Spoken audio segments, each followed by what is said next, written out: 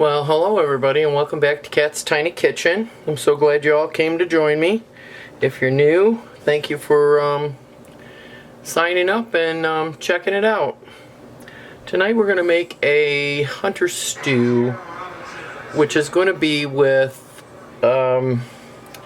lamb, and I'm going to just start throwing this together as we go, and I'll put the recipe at the end of the video for you. So we're going to start out, we got to dredge our lamb. So I'm using a half cup of flour. I'm using 2 teaspoons of paprika, a teaspoon of Italian seasoning, and a dash of Mike's hot pepper. You can eliminate this or remove this from your recipe if you want to, but we like it, so we're going to put it in. So then I need some garlic powder, so I'm going to put a teaspoon of garlic powder in and about a half a teaspoon of onion powder.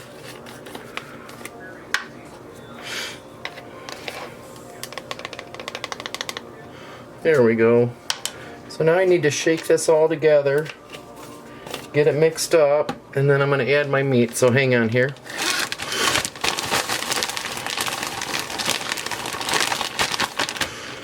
So there we go, we got our flour all ready to go. So now I'm going to add, I've got a pound of lamb, so I'm going to add the pound of lamb in.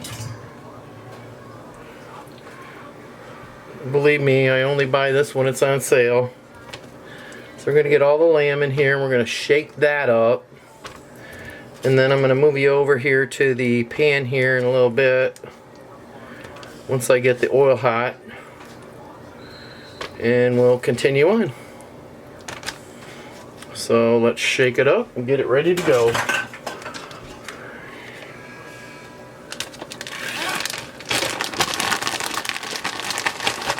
And that's it to get it started. It's already coated and it's ready to go.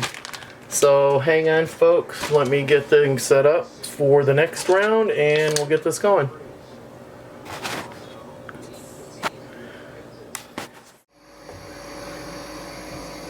Okay, we're on our next step and we're going to brown the meat that I've dredged in the flour. So I'm going to start adding that to the oil.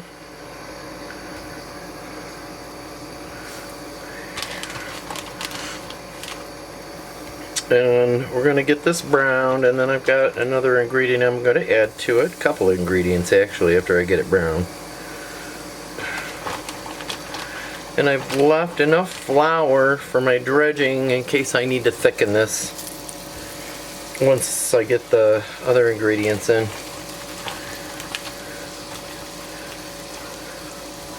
And what I'll do with that flour is I'll make a water and flour slurry to use as a thickener. And you know, you're not supposed to crowd the pan, but I don't have my bigger pan out, so we're going to crowd the pan.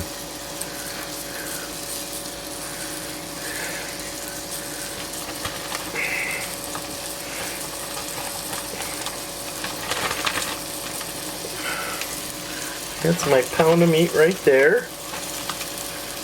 Checking for a couple other pieces here. Okay, there's my pound of meat. Rinse my hands off while you're watching that.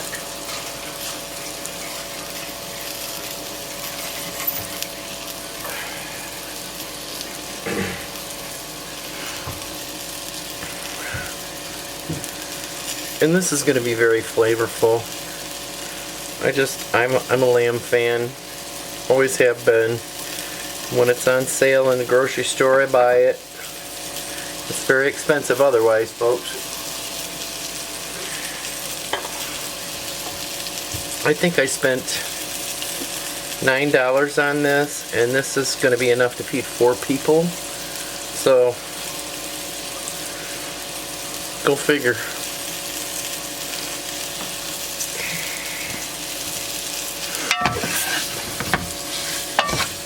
I think I got my pan hot enough today for you guys too, so we can get some browning action going on here. And at this point I think it's a good time for me to throw in a little bit of crazy music for you to watch.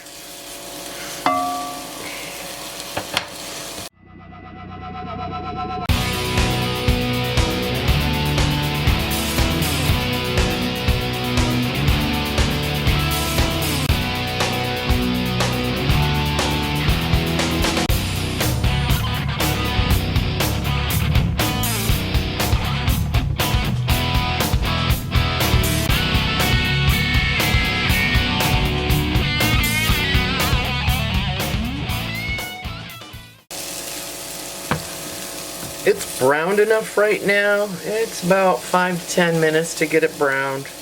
Get it good and brown, and as you can see in the bottom here, there's a lot of really good goodness in here. But before I add my liquids, I'm going to throw in 2 tablespoons of minced garlic. Now I'm using the jarred minced garlic. If you use fresh garlic, maybe limit it to 1 large clove. If you really like garlic, add a 2nd clove to it. So we got that stirred in. I don't want it to cook too long. I don't want it burning. So we got that nice fond on the bottom of the pan. So now I'm going to add, I've got 2 cups of beer and I've got 2 cups of vegetable stock, and we're going to start adding that. We want to deglaze the pan first. So we got to get this stuff going, cooking good. We'll get the pan deglazed. We want all that good flavor in here.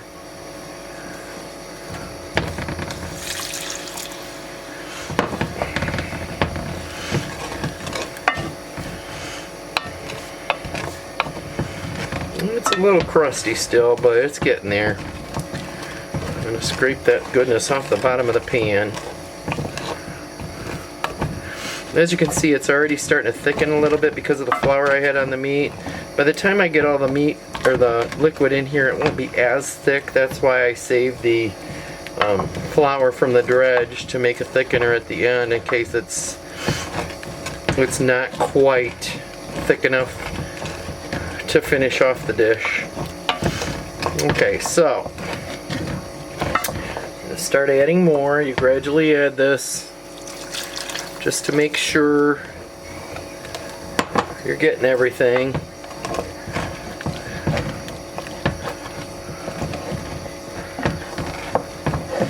Yes, it's coming off nicely.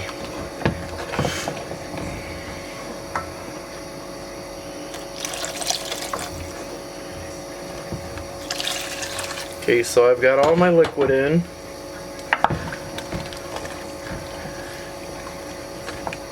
If you don't like the beer, you can add some chicken stock instead.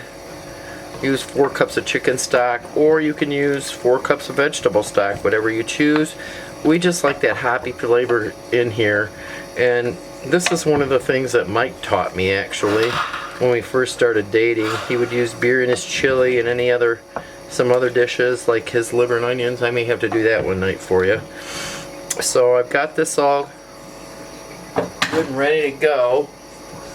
So I'm going to bring it to a boil, and then I'm going to put a lid on it and let it cook on medium, low, medium, high, probably for 2 hours. So it's going to be a while before we get back, but by then I should have everything prepped and ready to go for the rest of it.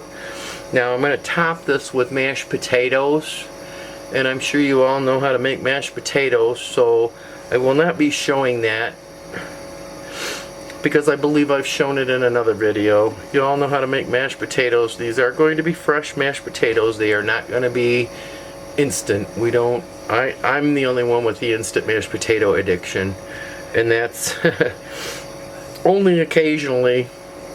So as you can see, it's starting to boil. So I'm going to throw the lid on it, and I'm going to let it cook, like I said, probably medium-high, maybe on a 5 or a 4 on my stove. And then we will come back after we get to that and finish the rest of the recipe. So I'll see you in a minute, guys. We're back. It's been about an hour and a half, and I think the meat's pretty well cooked. It'll be enough for Michael to eat. He said if he can't eat it, he'll eat the vegetables. So we've got this nice and cooked.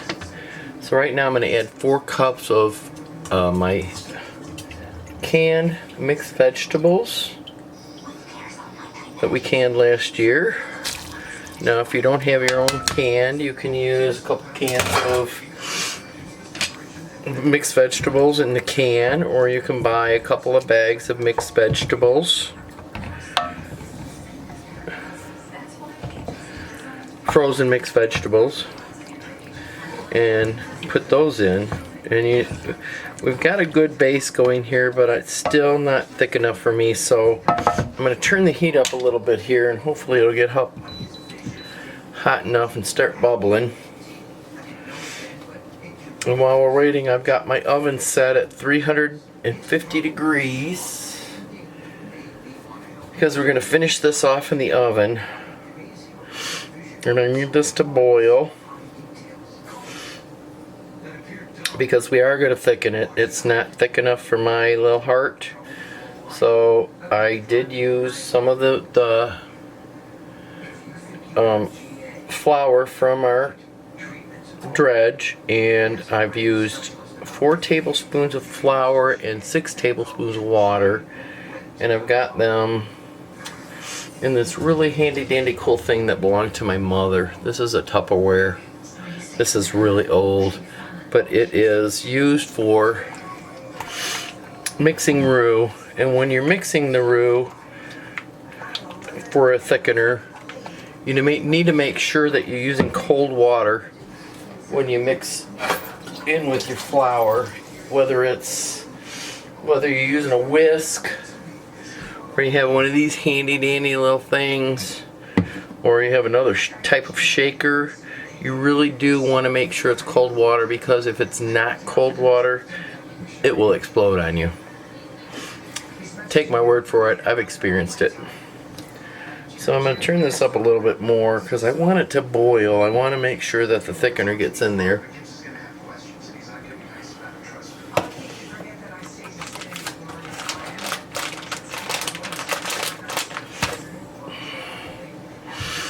And it looks like it's coming to a nice little boil.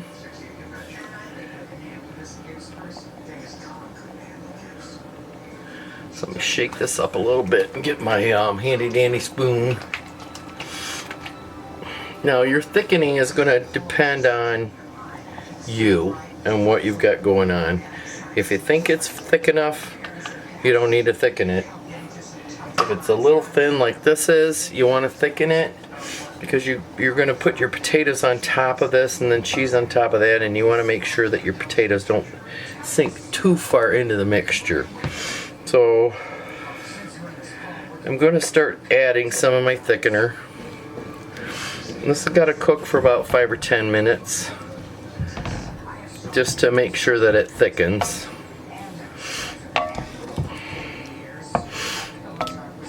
And another thing, I made this with lamb. If you do not like lamb, you can use beef stew meat. If you don't like beef stew or lamb, you can actually use chicken with this. Any kind of meat that you want to eat. It doesn't matter. So we're going to keep mixing and let this cook, because you don't want your dish to taste like flour. So you do want to get this cooked in a little bit so it doesn't taste like the flour.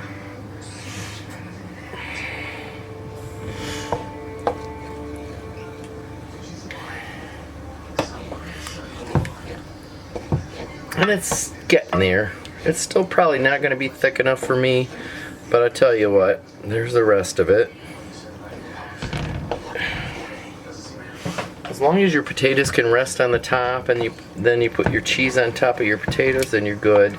And I will give you a recipe for the potatoes I'm using at the end of this video, along with all the rest of the ingredients.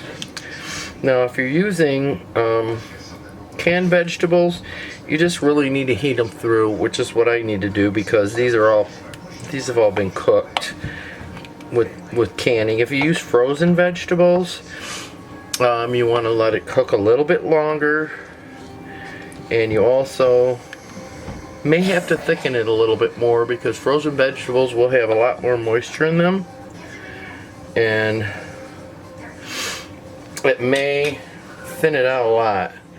So put your mixed frozen vegetables in, let it cook for a little bit, thicken it up, and then you're going to be ready to go. And we're almost ready. I want this to really roll.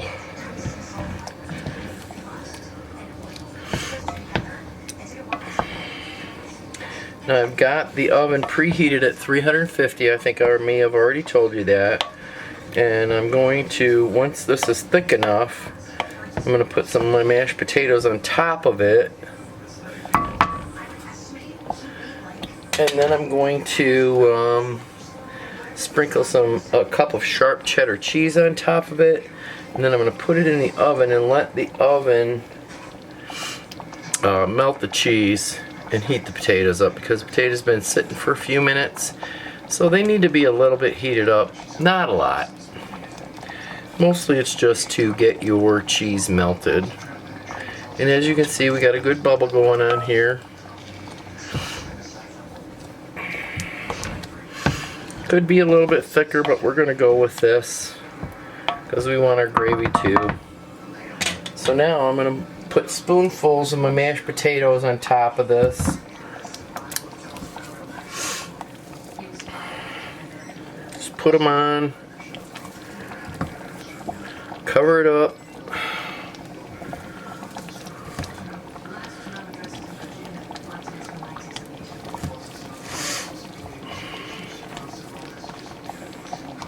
And as you can see, they're sinking.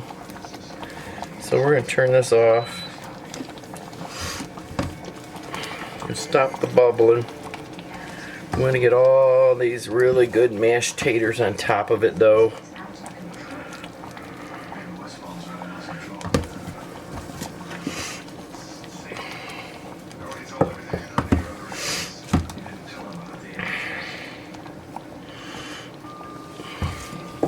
Have a little teeny bit more. We're going to put it on here. And now I'm going to cover it with a cup of cheese. I normally would do 2 cups of cheese, but with Mike and his ventures and his trach, we're only going to do 1 tonight.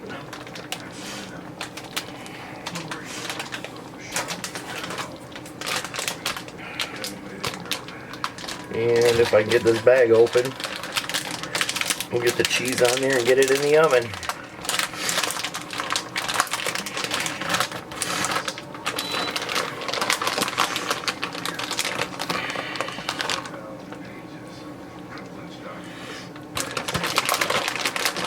Like I said, this will finish off in the oven. The cheese will be melted in the oven. And if you want to zhuzh it up a little bit, you can actually put some paprika on here, which I think I might do. Just because. Just sprinkle the paprika on top of it. It just gives it a little color and gives it a little zhuzh. So, here we go with the paprika.